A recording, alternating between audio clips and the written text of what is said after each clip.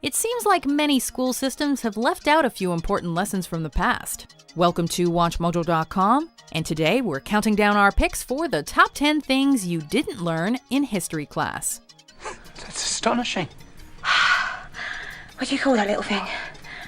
Before we begin, we publish new videos every day, so be sure to subscribe for more great content.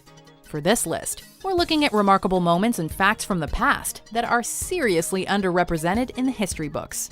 Though you may be familiar with some of these lessons, if they made the list, they are far from common knowledge, and you likely didn't learn them in school. Take with you the best sword you can find. I don't do this for gold, and I'm too old to use a sword. Number 10. A treatment for female hysteria. In the 16th century, doctors found that orgasms were a great way to treat hysteria in women. Of course, they didn't call them orgasms. They were dubbed paroxysms because it was believed women couldn't experience sexual feelings. Horseback riding or intimate massage sessions administered by doctors were recommended. The 19th century saw the invention of the first vibrator, which was a huge relief to doctors who had started developing chronic tendinitis from the repeated wrist movements. You see, women weren't allowed to relieve themselves, since hysteria was perceived as an illness that could only be treated by science.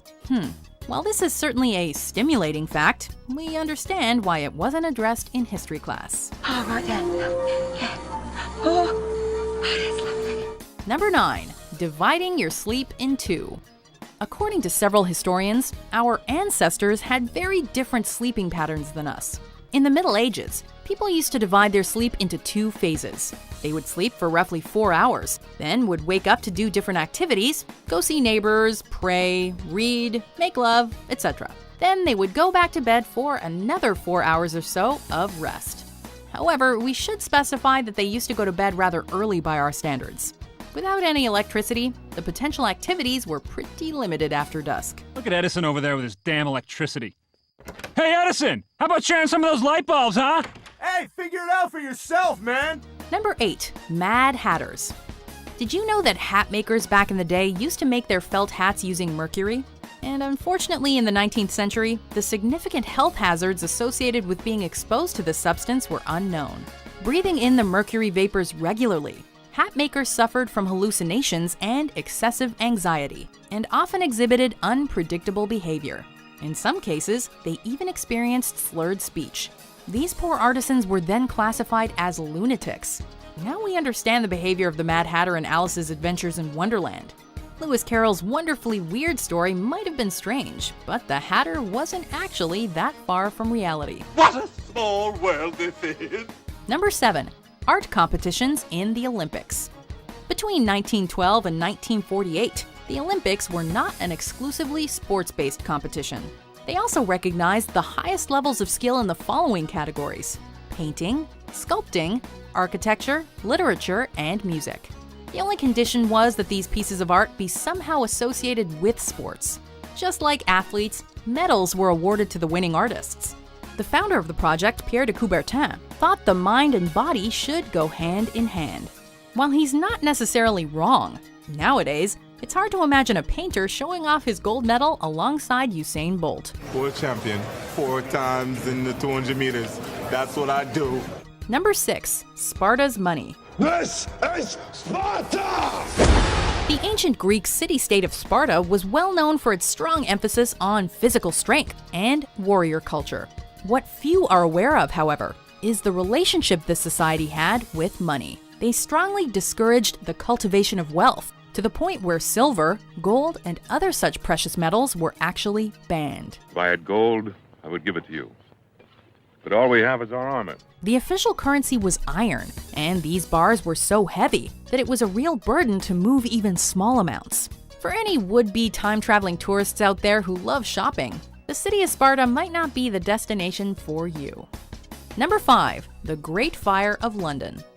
In 1666, a devastating fire effectively burned London to the ground.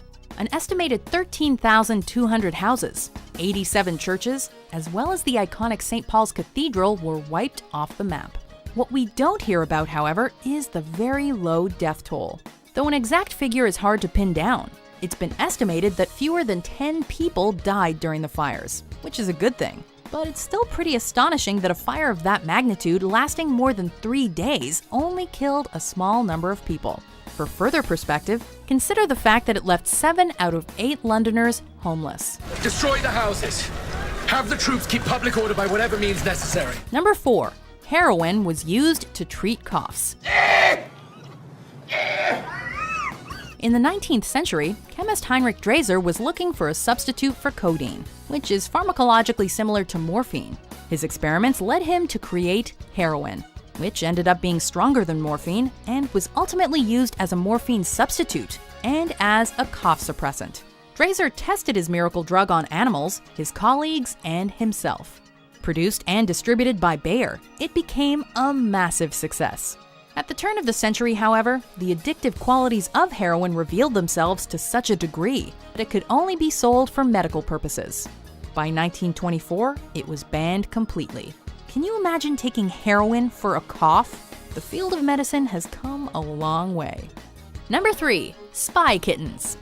The adorably named acoustic kitty was a project created by the CIA to spy on Russians in the 1960s. During the Cold War, Americans had the brilliant idea to use house cats to collect information on the Kremlin. These professional spies implanted a microphone in the cat's ear and a small radio transmitter in the skull in order to record conversations without raising suspicion. Hi, doctor, the cure for dog allergies? Success, done. More than $20 million went into this eccentric experiment. After several attempts, the CIA ultimately deemed the project a bust and redirected their efforts. Poor kitties, all that for nothing. Number 2. The Dancing Plague of 1518. In 1518, hundreds of residents of Strasbourg were affected by a strange illness. For about a month, these people were taken over by a sudden urge to dance. Many of them died from heart attacks or exhaustion as a result of this uncontrollable compulsion. Though this epidemic eventually subsided, a cause or explanation was never uncovered. Some doctors at the time believed those people were afflicted by hot blood. Modern-day historians, on the other hand, believe the behavior to be caused by ergot, a hallucinogenic fungus found in wheat grains like rye, which resembles LSD. Before we unveil our number 1 pick, here are some honorable mentions.